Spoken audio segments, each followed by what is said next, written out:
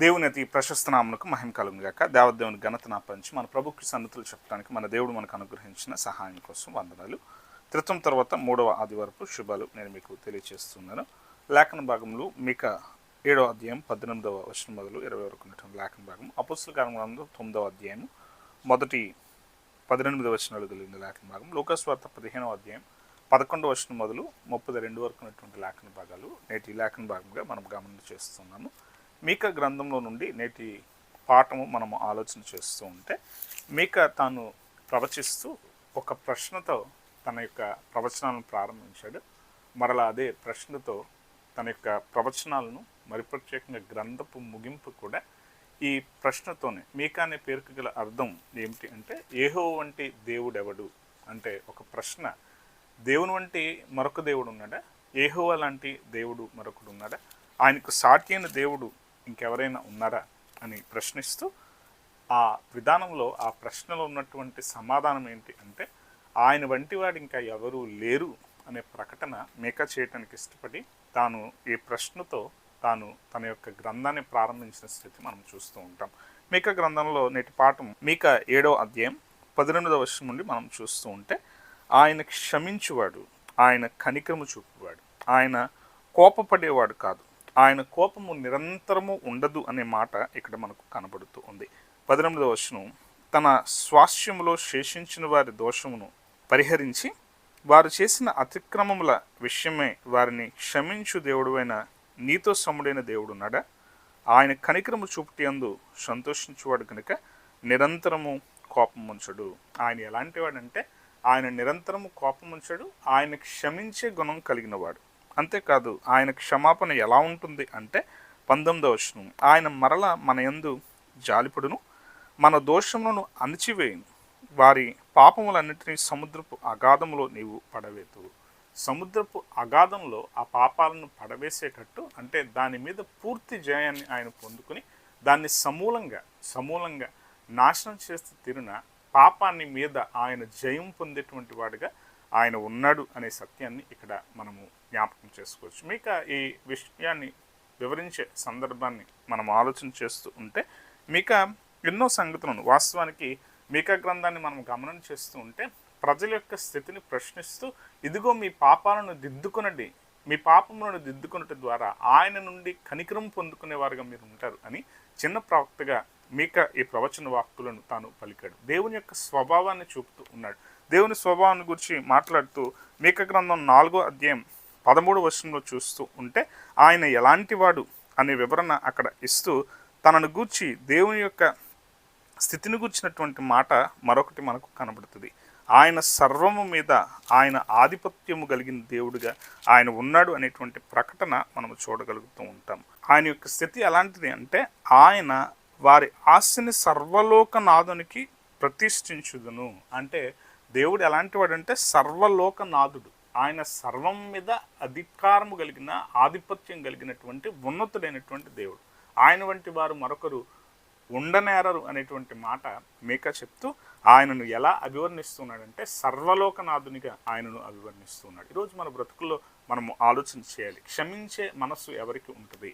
ఈ రోజుల్లో మనం ఆలోచన చేస్తూ ఉంటే, ఏ దేవతలను, ఏ దేవుళ్ళను, ఎలాంటి స్థితిని మనం చూసినా కూడా వారు దేవుడిగా ఎలా అంటే, దుష్ట శిక్షణ చేసిన వారిని దేవతలుగా, దేవుళ్ళుగా అభివర్ణించే స్థితులు మనం చూస్తాం.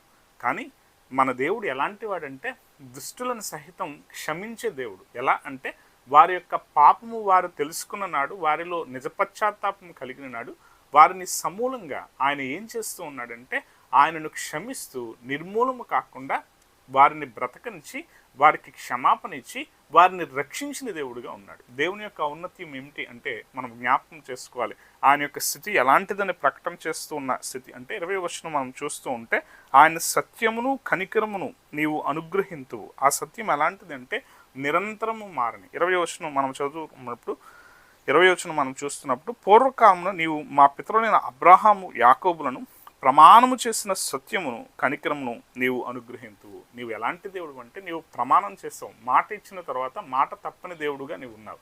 ఆ మాటను నెరవేర్చడానికి నీవు సత్యాన్ని, కనికరాన్ని మాకు ఇస్తావు. ఈ ప్రకటన మనం చూస్తున్నప్పుడు మీకా గ్రంథం అనగానే మనకు గుర్తుకు వచ్చేటువంటి స్థితులు ఏమిటంటే యేసుక్రీస్తు ప్రభువారు రానున్నటువంటి తిరుగు నుండి బెత్లెహేము ఎఫ్రాతా అనేటువంటి ప్రవచన వచనం మీకా గ్రంథం నుండి మనకు బాగుగా గుర్తుకు వచ్చేటువంటి వచనంగా మనం చూస్తూ ఉన్నాం. అయినే ఆ స్థితి మనం ఆలోచన చేస్తూ ఉంటే రానున్నటువంటి సత్యం మరి ఎవరో కాదు, అది యేసుక్రీస్తు ప్రభువారు. కనికరము చూపటంలో ఉన్నటువంటి అర్థాన్ని చూపించేవారు ఎవరు అంటే ఇక ఎవరో కాదు, దేవుని రూపంలో దేవుడే రానున్నటువంటి కుమారుడైన యేసుక్రీస్తు ప్రభువారు. ఆయన మానవ స్వరూపంలో ఆయన వచ్చి సత్యానికి అర్థం చెప్పటం, కనికరానికి అర్థం చెప్పటం, జాలిపడటానికి అర్థం చెప్పటం, ప్రేమను చూపించటం, ఈ విషయాలన్నింటినీ కూడా ఆయన చేసి చూపనై ఉన్నాడు అనేటువంటి వివరణ అక్కడ మనకు కనబడుతుండదు. నిర్గమాకాండంలో కూడా మనము జ్ఞాపకం చేసుకుంటూ ఉంటే నిర్గమాకాండంలో ఈ వచనాన్ని మనం చూస్తున్నప్పుడు ఆయన ఎలాంటి కృపనిచ్చేవాడంటే ఎలాగున మోషే 10 ఆజ్ఞల విషయంలో తాను ఒక ప్రకటన చేస్తూ ఉన్నాడు. ఏమనంటే నిర్గమాకాండంలో ఈ మాటలను చూస్తున్నప్పుడు మనకు ఈ సత్యం అర్థమవుతూ ఉంటుంది. వాస్తవానికి తాను పలకలను తీసుకుని ఇశ్రాయేల్ ప్రజల మీద కోపించిన తర్వాత మరల దేవుడు ఏం చేస్తాడంటే కనికరం చూపి ఆ పలకలను మరల 2 పలకలను దాని మీద ఆయన రాసినటువంటి తీరులో ఉన్నటువంటి స్థితి నుండి దేవుడు కృప ఇస్తూ, దేవుడు కనికరం ఇస్తూ తాను తిరిగి మరల క్రిందకు దిగుతూ ఉన్నప్పుడు దేవుడు ఎలాంటి వాడు, దేవుని దర్శనాన్ని పొందుకున్నటువంటి మోషే తాను ప్రకటిస్తున్నటువంటి సత్యాన్ని తాను తెలియజేస్తూ ఉంటాడు. తాను ఈ మాటలను పలికేటప్పుడు ఆయన దర్శన భాగ్యం పొందిన తరువాత మోషే దేవుడు వెళ్ళిపోతూ ఉన్నటువంటి తరుణంలో ఈ మాటలు చెప్తూ ఉంటాడు. దేవుడు ఎలాంటి వాడో, దేవుని యొక్క శక్తి ఎలాంటిదో, దేవుడు ఎలాగో క్షమించే దేవుడుగా ఉన్నాడో దాన్ని వివరించే మాటలు మనకు అక్కడ కనబడతాయి. అంటే ఆయన గనుక కోపం ఉంచి ఆయన మనల్ని క్షమించే మనస్సు ఆయనకు లేకపోతే ఇదిగో నేను కూడా నశించేవాడుగానే నేను ఉన్నాను, ఆయన అపరాధాలకు క్షమాపణ ఇస్తాడు, ఆయన కృప చూపించేటువంటి దేవుడుగా ఉంటాడు అనే మాటలు తాను వెల్లడిపరుస్తూ ఈ మాటలను పలికాడు. 34వ అధ్యాయం 6వ వచనం, అతని ఎదుట యెహోవా అతని దాటి వెళ్ళుచు యెహోవా కనికరము దయా దీర్ఘశాంతమును విస్తారమైన కృపాసత్యములు గల దేవుడైన యెహోవా, ఆయన 1000 మంది కృప చూపుచు దోషమును అపరాధమును పాపమును క్షమించును గాని ఆయన ఏమాత్రము దోషులను నిర్దోషులుగా ఎంచక 3-4 తరములకు తండ్రుల దోషమును కుమారుల మీదకి కుమారుల కుమారుల మీదకి రప్పించునని ప్రకటించను. దేవుడు ఎలాంటి వాడంటే న్యాయవంతుడైనటువంటి దేవుడు. దేవుడు ఎలాంటి వాడంటే తనను కనపరుచుకునేటువంటి తీరులో ఆయనకున్నటువంటి ఉన్నతి ఎలాంటిదంటే ఆయన కృప చూపించడానికి, కనికరించడానికి, క్షమించడానికి ఆయన సిద్ధ మనస్కుడు. ఆయన ఎలాంటి వాడంటే ఇదిగో మీరు మరణమును బట్టి నేను సంతోషించువాడను కాను, మీరు మరణం నందటం, మీరు దుష్టులుగా చనిపోవటం, మీరు పాపంలోనే ఉండి చనిపోవటం అనేటువంటి స్థితుల వల్ల నాకు ఆనందం కాదు. మీరు రక్షణను, మీరు సత్యాన్ని ఎరిగినటువంటి వారిగా ఉండి మీ పాపాలను ఒప్పుకొని ఇదిగో మేము ఈ తప్పు చేశాం అనే అంగీకారం మీరు పొందుకున్నట్టు ద్వారా మీరేమవుతారంటే మీరు క్షమింపబడతారు. మీ పాపాన్ని జ్ఞాపకము చేసుకొనక మిమ్మల్ని నేను క్షమించేవాడుగా ఉంటాను. ఇర్మీయా గ్రంథం 31వ అధ్యాయంలో ఆయన క్షమాపణ గురించినటువంటి మరొక మాట మనకు కనబడుతుంది.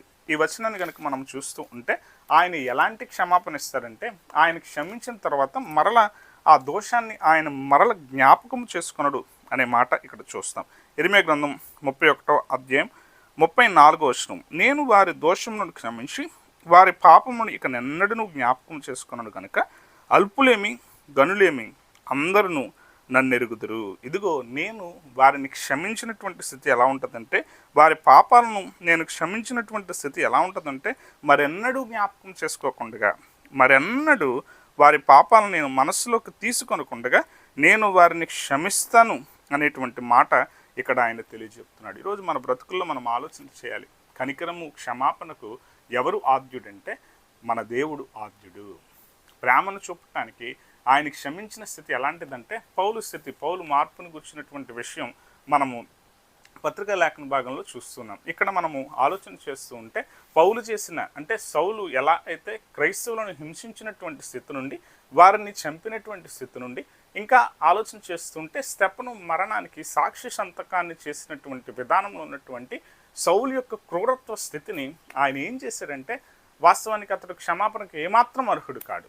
ఇదిగో నేను పాపులలో ప్రధాన పాపిని అని తాను ఒప్పుకొనటానికి కారణం ఏమిటంటే తన పాపాన్ని తాను గుర్తించి తాను ఒప్పుకున్నాడు కనుక దేవుడు ఏం చేశాడంటే తనను క్షమించాడు.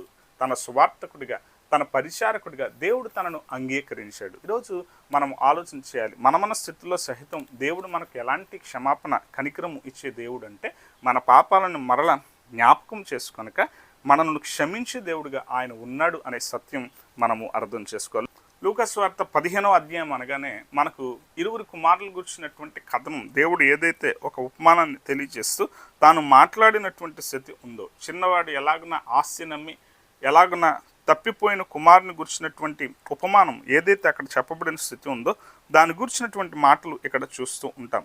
ఎలాగున తండ్రి అంటే తాను తన కుమారుని మనస్సు మారినది, తాను తిరిగి వస్తున్నటువంటి స్థితి తాను చూచినప్పుడు తాను ఏం మాట్లాడతాడా అనేది కూడా వినకుండా తండ్రి ఏం చేస్తున్నాడంటే తండ్రి తనను హత్తుకుంటున్నటువంటి వాడుగా ఉన్నాడు. దూరం నుండి చూచి తాను ఏం చేశాడంటే హత్తుకున్నటువంటి తీరులో కుమారుని అంగీకరించిన వాడిగా ఉన్నాడు, క్షమించిన వాడిగా ఉన్నాడు. కుమారుడు ఏమని కోరుకున్నాడంటే, వాస్తవానికి ఇదిగో నా తండ్రి చెంత అనేకులకు పని ఉంది, నేను ఇక్కడ తిండికి ఇబ్బంది పడుతూ ఉన్నాను, నేను వెళ్ళి కనీసం పనివారిలో ఒక్కరి నేను ఉండటానికి నేను అక్కడికి వెళ్ళాలి అని అనుకున్నాడు. కానీ దేవుడు ఎలాగున అంటే మనము ఎప్పుడైతే తప్పును ఒప్పుకుంటామో, మనము ఆయనను నమ్మిన విధానంలో క్షమాపణను అందటానికి ఆయన చెంతకు వస్తే, ఇక్కడ ఈ తండ్రి ఎలా అంటే కుమారుడిగానే గౌరవాన్ని ఇచ్చి, వారసత్వాన్ని మరల ఇచ్చి, ఉంగరాన్ని ధరింపు చేసి, ప్రశస్త వస్త్రాలు ధరింపు చేసి ఎలాగను మరల కుమారునిగా అంగీకరించాడో, ఈరోజు తప్పిపోయిన మనం కూడా,